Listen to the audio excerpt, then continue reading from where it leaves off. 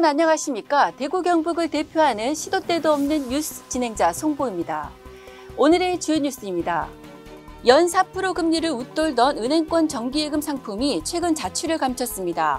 18일 은행연합회 소비자 포털에 따르면 지난 17일 기준 전국 19개 은행의 1년 만기 정기예금 상품 41개 중 SH수협은행의 SH 천만남 우대예금을 제외한 40개 상품의 최고금리가 3.5% 안팎에 머물렀습니다.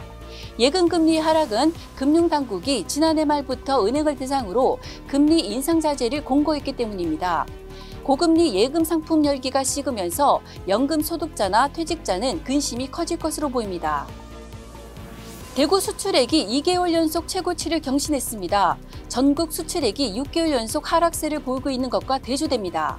18일 한국무역협회 대구경북지역본부가 발표한 2023년 3월 대구경북 수출 동향보고서에 따르면 지난달 대구 지역 수출은 전년 동기 대비 31.8% 증가한 11억 5천만 달러로 집계됐습니다. 대구는 2차 전지 소재를 포함한 기타 정밀화 원료를 필두로 경작기계 수출이 견고한 성장세를 유지했습니다.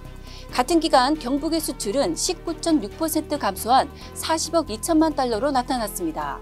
전국 무역 수지는 46억 3천만 달러 적자를 기록했으나 대구 경북은 21억 달러 흑자였습니다. 대구 북구 대연동 이슬람사원 콘크리트 타설 공사가 18일 오전 마무리됐습니다. 경찰 및 공사 현장 관계자 등에 따르면 향후 공사는 장비 및 자재 반입이 10월에 수개월 내 마무리될 전망입니다. 인근 주민은 공사 재개에 거세게 항의했습니다. 공사 현장으로 이어지는 골목으로 대형 콘크리트 펌프카가 등장하자 주민들은 여기가 어디라고 들어오냐고 소리를 질렀습니다.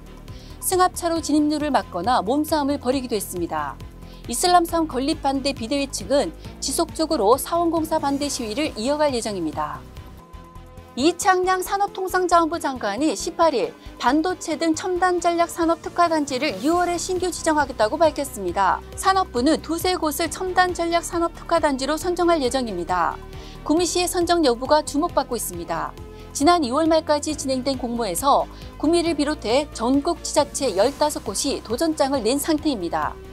인천, 광주, 대전, 경기, 용인, 이천, 성남, 평택, 남양주, 고양, 화성 등이 구미의 경쟁 지자체입니다. 구미시는 반도체 생산기지를 건설하기에 필요한 인프라가 충분하고 반도체 기업이 밀집해 있다는 점을 강점으로 내세우고 있습니다. 전문 인력 양성에도 적극적입니다. 지난 14일 대구에 이어 18일 경북에서도 원숭이 두창, 즉 엠폭스 확진자가 발생해 지역 환자는 2명으로 늘었습니다. 경북에 거주 중인 15번째 확진자는 외국인입니다.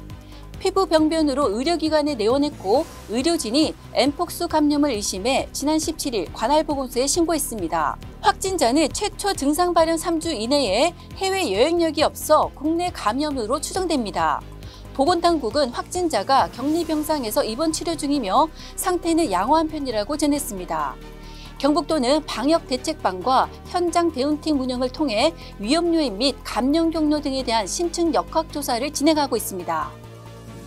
안규식 신임 대구미술관장 내정자의 임명이 예정보다 늦어지면서 그 배경에 관심이 쏠리고 있습니다.